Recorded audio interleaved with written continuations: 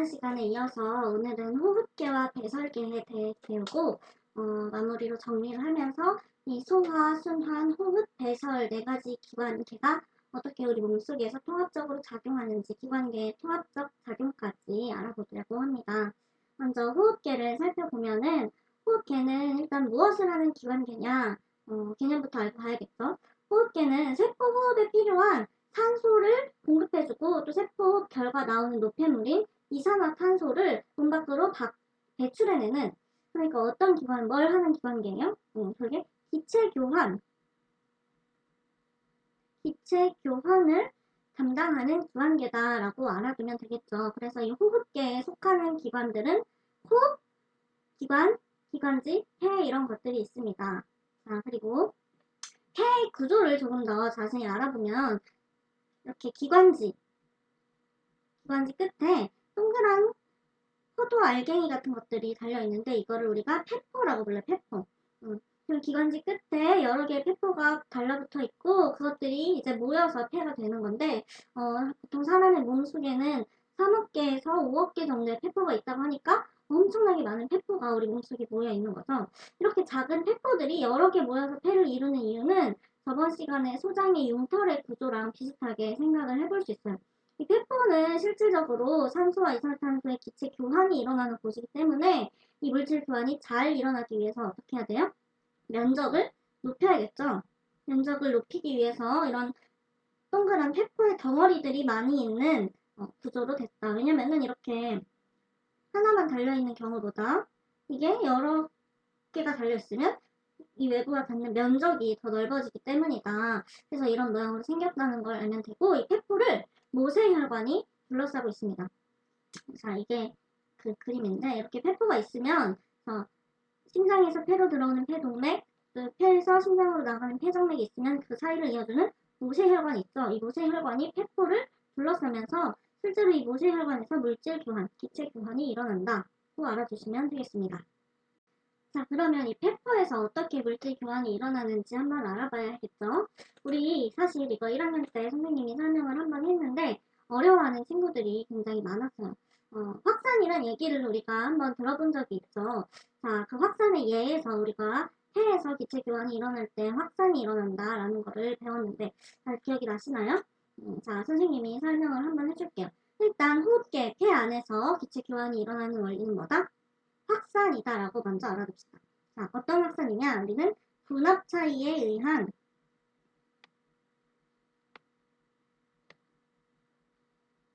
확산이 일어난다. 이렇게 알아둘 거예요. 분압 차이에 의한 확산이 일어난다라고 알아둘 거예요.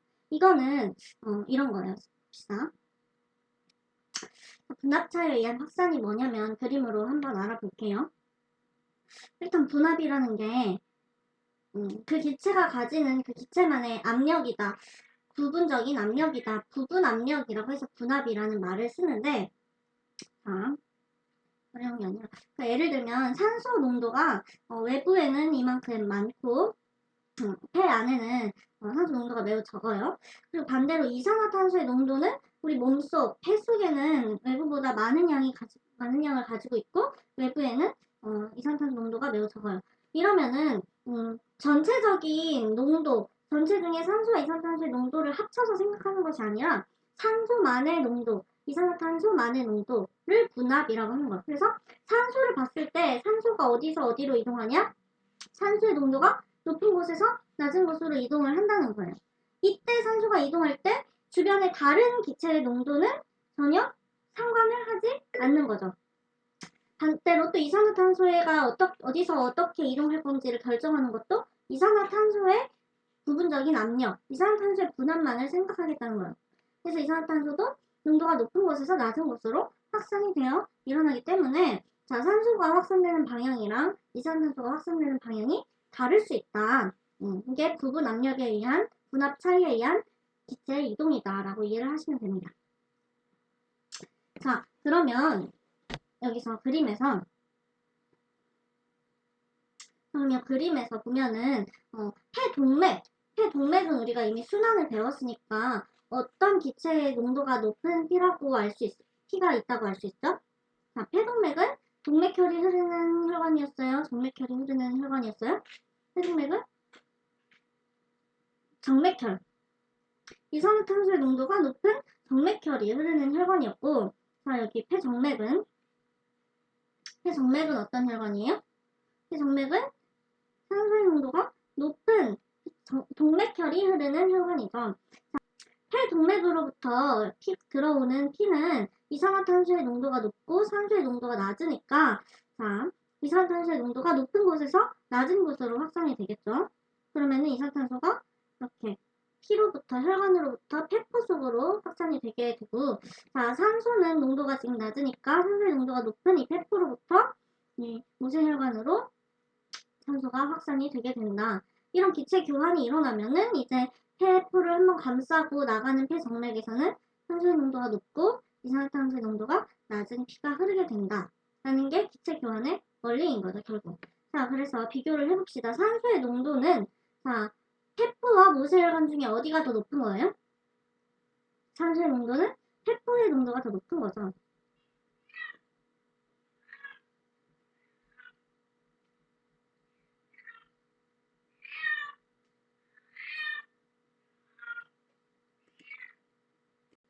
이런 그림이 나오면 친구들이 조금 숫자가 나와서 그런지 겁을 먹기도 하는데, 이 밀리미터 Hg는 이거는 압력을 나타내는 단위예요. 그러니까 산소의 부분 압력, 이산탄소의 부분 압력이라고 얘기했으니까 압력을 비교를 하는 건데 그냥 숫자만 보되, 자, 고농도에서 저농도로 이동한다라는 것만 알고, 또 산소는 산소끼리, 이산탄소는 이산탄소끼리만 비교하면 된다. 이것만 알고 보면 되는 거예요.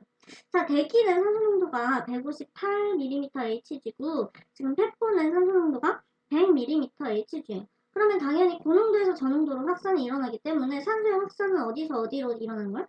대기에서 폐포로 확산돼서 일어나는 거죠.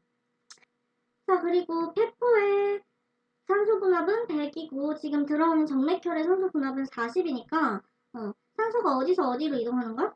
폐포로부터 모세혈관으로.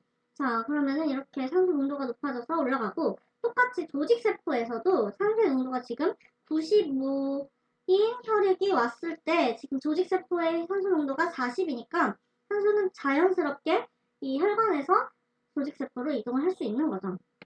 이렇게 산소가 대기로부터 폐포로부터 모세혈관으로, 모세혈관으로부터 조직세포로 이동할 때 다 분압, 산소의 농도가 높은 곳에서 낮은 곳으로 이동을 했다고 알고 있으면 되고, 이산화탄소도 마찬가지입니다. 가장 이산화탄소의 농도가 높은 곳이 이산화탄소도 마찬가지로 가장 고농도인 곳에서 가장 저농도인 곳으로 확산되어 일어난다고 생각하면 되고, 그 기준으로 봤을 때 이산화탄소 농도가 가장 높은 이 조직세포로부터 이 정맥혈을 타고 폐포를 통해서 밖으로 나가는 게 다 확산에 의해 일어나는 현상이라는 것을 알 수 있겠죠.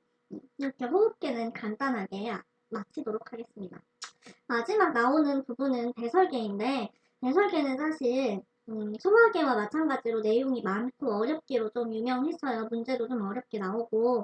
하지만 지금은 그 자세한 내용들, 또 그리고 콩팥에 있는 여러 가지 구조들이 사실 많이 빠졌기 때문에 한번, 그래서 이 배설계는 그냥 어떤 것들이 어떤 작용을 통해서 우리 몸속으로 빠져나가는구나까지만 알아두시면 될 것 같아요. 자, 일단 노폐물에 대해 설명하기 전에 노폐물을 만드는 영양소부터 우리가 한번 보고 넘어가야겠습니다. 선생님이 설명을 해줄게요. 우리 몸속에 주요 3대 영양소, 우리 몸속에서 에너지를 내는 영양소다라고 하는 것들은 3가지가 있죠. 마지막으로 나오는 기관계가 이제는 배설계인데, 배설계는 조금 소화계와 맞먹을 정도로 많은 내용과 좀 복잡한 구조 이런 것들로 사람들이 많이 힘들어하는 기관계이긴 했어요. 하지만 그런 복잡한 구조와 원리들에 대해서 이제 내용이 많이 빠졌고, 이제는 어떤 영양소에서 나온 어떤 노폐물이 어떻게 빠져나간다까지만 우리가 배우면 될 것 같아요. 그래서 여기도 내용이 많지 않으니까 사실 소화 부분이 내용이 조금 많았고 그 이외에는 별로 내용이 많은 부분은 아니니까 한번 보도록 할 텐데, 일단 노폐물을 만드는 거는 일단 어떤 거를 사용하고 남은 것들이 노폐물이 되는 거잖아요. 그래서 우리가 우리 몸속에서 에너지를 내는 3대 영양소로부터 노폐물이 나온다 이런 얘기를 많이 해요. 그래서 이 노폐물을 만드는 3대 영양소부터 우리가 한번 보고 이 영양소들로부터 어떤 노폐물이 나오는지 먼저 보겠습니다. 자, 일단 3대 영양소가 어떤 것들 있죠? 3대 영양소라 하면 탄수화물, 단백질, 지방이 우리가 말하는 3대 영양소다. 우리 몸속에서 영양분을 낸다라고 얘기를 하죠. 자, 그리고 이 탄수화물, 단백질, 지방에는 어떤 원소들이 포함되어 있냐면은 이거는 기본적으로 알고 있어야 돼. 탄수화물은 탄소, 수소, 산소. 단백질은 탄소, 수소, 산소, 질소. 지방은 탄소, 수소, 산소. 이렇게 구성이 되어 있어요. 이것들이 탄수화물, 단백질, 지방의 구성 원소고 이 원소들에 따라서 노폐물이 세포 결과 나옵니다. 탄수화물은 보통 세포업을 하면은 탄소, 수소, 산소가 있으니까 이산화탄소와 물이 노폐물로 나온다고 할 수 있고 지방도 마찬가지죠. 이산화탄소와 물이 노폐물로 나온다. 단백질은 이산화탄소와 물이 노폐물로 나오고 NH3라는 암모니아가 지방을 영양소로 했을 때 암모니아라는 노폐물도 나온다고 할 수 있습니다. 그러면 우리가 앞에서 이미 살펴본 것처럼 이 이산화탄소는 어디를 통해 빠져나가게 돼요? 노폐물이? 이산화탄소는 호흡기를 통해서 빠져나가게 되죠. 자, 이 물은 어디를 통해 빠져나가냐? 이 물은 호흡기 통해서 빠져나가고 또 오줌을 통해서 배설계를 통해서 빠져나가게 됩니다. 자, 그리고 이 암모니아는 어떻게 되냐? 이 암모니아는 일단 간에서 요소라는 물질로 전환이 됩니다. 자, 이건 아주 중요해요. 간에서 암모니아가 요소로 전환이 된다. 그 이유는 뭐냐면 암모니아는 우리 몸속에 독성 물질이기 때문에 우리 몸속에 많이 쌓여있으면 우리 몸에 위독한 물질이기 때문에 간에서 다른 물질로 변하고 이 요소는 어디를 통해 이동하냐? 배설계를 통해 오줌을 통해서 밖으로 배출이 된다라고 할 수 있습니다. 그러니까 우리 몸속에 탄수화물, 단백질, 지방이 만드는 이 노폐물들은 결국에 호흡기와 배설계를 통해 밖으로 빠져나간다라고 할 수 있는 거죠. 자, 그래서 이 그림을 보시면 이 세포흡을 한 결과 우리가 살아가는 데 필요한 에너지가 나오고 자, 이 세포흡 한 결과 이 노폐물들인 이산화탄소, 물, 암모니아는 이산화탄소는 폐를 통해서 날숨으로 빠져나가고 물은 폐를 통해서 날숨으로 빠져나가거나 콩팥을 통해서 배설계, 오줌으로 빠져나가고 이 암모니아는 간에서 요소로 전환이 돼서 이게 콩팥을 통해서 오줌으로 빠져나간다고 할 수 있습니다. 우리가 여러분이 조사를 했듯이 대장을 통해서 대변이 나오는 거는 이 배설계랑은 관련이 없고 그냥 우리 몸속에 있는 것들을 배출하는 게 아니라 우리 몸에 들어오지 못한, 흡수되지 못한 것들을 밖으로 배출하는 거기 때문에 이 배설계는 오줌을 만들고 생성하고 배출하는 거랑만 관련이 있다고 알아두시면 돼요. 자, 넘어가서 배설계에 어떤 기관들이 있는지 한번 봅시다. 넘어가서 배설계에는 어떤 기관들이 있는지 한번 봅시다. 배설계의 일단 가장 중요한 기관은 콩팥이죠. 바로 오줌을 생성하는 기관입니다. 콩팥은 이렇게 우리 몸에 콩 모양, 판 모양 이렇게 해서 두 개가 있고 좌우에 두 개가 있고 콩팥에서 만들어진 오줌이 오줌관을 타고 내려와서 방광에 모여 있어요. 방광은 오줌을 저장하는 곳 그리고 오줌을 배출하는 통로인 요도 이렇게 우리 몸속에 배설계가 구성되어 있고 자 마찬가지로 이 심장에서부터 콩팥으로 들어오는 핏줄을 콩팥 동맥 그리고 노폐물을 거르고 다시 콩팥에서부터 심장으로 들어가는 것을 콩팥 정맥이라고 합니다. 그래서 이렇게 혈액이 노폐물을 가지고 와서 콩팥에서 노폐물을 거른 피가 이렇게 콩팥 정맥을 통해 나가면서 자 걸러진 노폐물은 오줌이 돼서 이렇게 오줌관을 통해서 나간다라고 알아두시면 되겠습니다. 자, 그 다음에 우리 콩팥에서 어떻게 오줌이 만들어지는지 그 오줌의 생성 과정에 대해서 조금 자세히 설명을 해보겠습니다. 자, 먼저 우리가 알아두어야 할 이름의 부분의 명칭들이 있어요. 자, 한번 봅시다. 자, 일단 여기 콩팥 동맥과 콩팥 정맥이 있는데 이 동맥과 정맥 사이에서 물질 교환이 일어나는 장소를 우리가 뭐라고 했죠? 이거를 우리가 모세혈관이라고 했죠. 모세혈관이 있고 그 사이에서 물질 교환이 일어났는데 이것은 두꺼운 건 모세혈관이 지금 뭉쳐져 있는 부분이거든요. 이 모세혈관이 뭉쳐져 있고 그게 어떤 주머니가 콩팥의 어떤 주머니가 그거를 담고 있는 부분이다 해서 우리가 얘를 보먼 주머니라고 부릅니다. 보먼 주머니. 자, 그리고 보먼 주머니에서 나온 긴 가느다란 관을 우리는 생효관이라고 부를 거예요. 자, 모세혈관, 보먼 주머니, 생효관. 자, 오줌의 생성 과정을 이제 설명을 해줄게요. 콩팥 동맥으로부터 모세혈관으로 이렇게 들어오면서 이 모세혈관이 모여있는 부분에서 여과가 일어납니다. 이때 갑자기 혈관이 좁아지면서 이곳에서 혈관이 막 도니까 이렇게 주머니를 꽉 짜는 듯한 느낌이 있어가지고 이곳에서 이 공원 주머니 쪽으로 물질이 이동을 하게 돼요. 자, 첫 번째 이 여과에서 어떤 물질이 모세혈관에서 공원 주머니로 이동을 하냐? 자, 포도당, 아미노산, 무기염류, 물, 요소 같은 것들이 이동을 합니다. 이거는 지금 크기가 작은 물질이에요. 여과라는 게 거른다는 뜻이잖아요. 채에서 어떤 걸 거르는 것처럼 이 포도당, 아미노산, 무기염류, 물 요소는 크기가 작은 분자이기 때문에 혈관 벽에서 이렇게 확산이 돼서 사구체로 들어갑니다. 자, 이렇게 사구체로 들어가면은 우리는 얘를 뭐라고 부르냐? 원료라고 부를게요. 원료. 이 포도당과 아미노산 같은 것들은 우리 몸에 필요하니까 재흡수를 하려고 하겠죠. 재흡수를 이렇게 다시 피로 흡수하는 작용을 합니다. 두 번째 일어나는 게 재흡수인데, 자, 재흡수를 할 때 포도당이랑 아미노산을 재흡수를 하잖아요. 그러면은 여기에 갑자기 포도당이랑 아미노산이 재흡수가 되면서 요소가 확산에 의해서 다시 빨려오게 됩니다. 여기에 농도가, 요소의 농도가 낮아지니까 다시 요소가 확산이 되는 거예요. 근데 사실 요소는 우리 몸속에서 완전히 빼버려야 하는 노폐물이고 있으면 안 되는 거기 때문에 이 딸려온 요소를 다시 한번 내보내주는 작용이 필요해요. 이때는 다시 모세혈관에서 세뇨관 쪽으로 완전히 분비를 하는 거죠. 분비. 분비는 요소를 완전히 분비를 해서 모세혈관 속에 남아있는 요소가 없도록 하는 거다.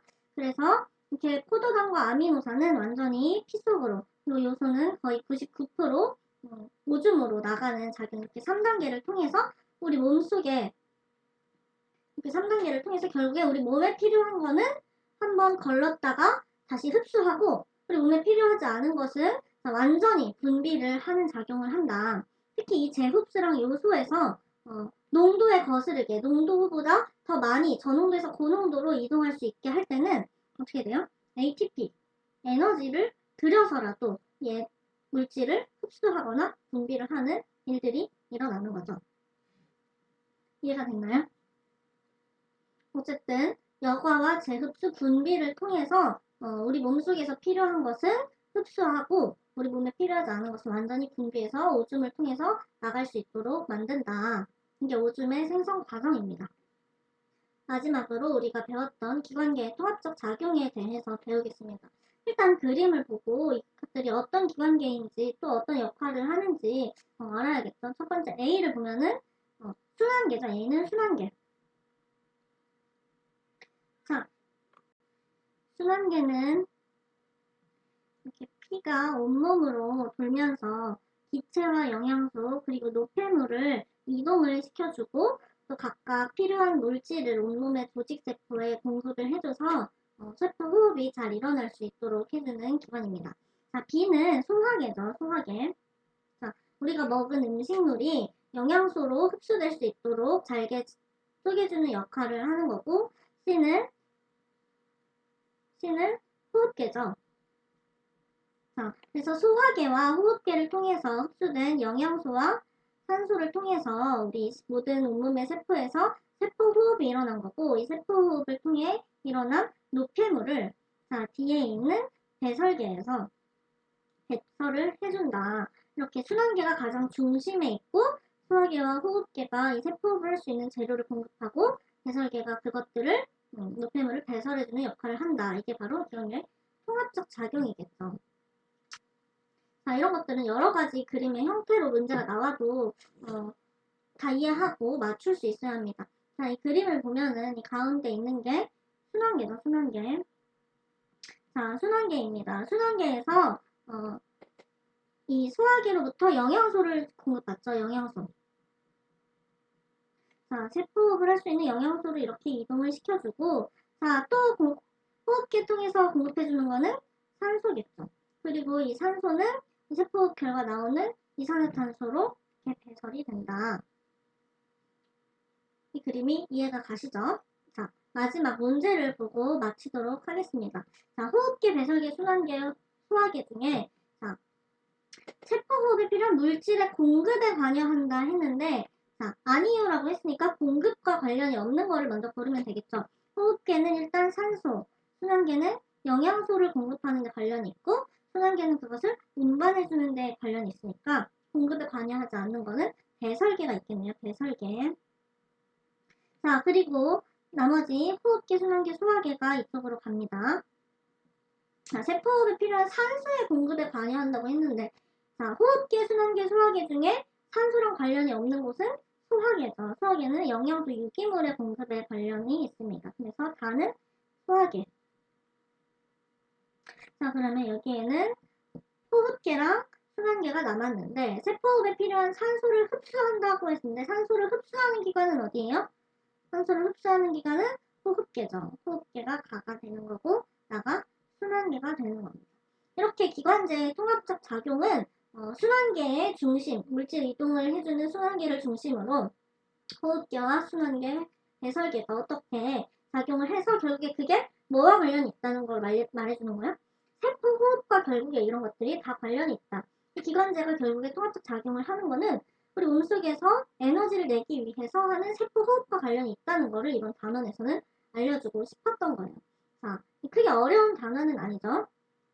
선생님이랑은 이렇게 소화, 호흡, 순환, 배설 그리고 기관제의 통합적 작용까지 해서 이번 단원을 마치고 저번 시간에 봤던 동영상과 탐구 활동으로 이 다음의 내용인 대사 관련 질환은 그 영상 시청하는 걸로 대체를 하도록 하겠습니다. 그 부분은 따로 아주 어려운 내용이 나오지는 않을 테니까 영상을 한번 보는 것으로 넘어가고 그럼 선생님은 이 다음 단원이 아마 신경계 자극과 반응이라는 단원일 거예요. 항상성과 몸의 조절이라는 단원인데 신경계라는 단원으로부터 시작을 합니다. 그래서 선생님이랑은 신경계 단원에서 다시 새로 만나도록 하겠습니다. 그럼 안녕.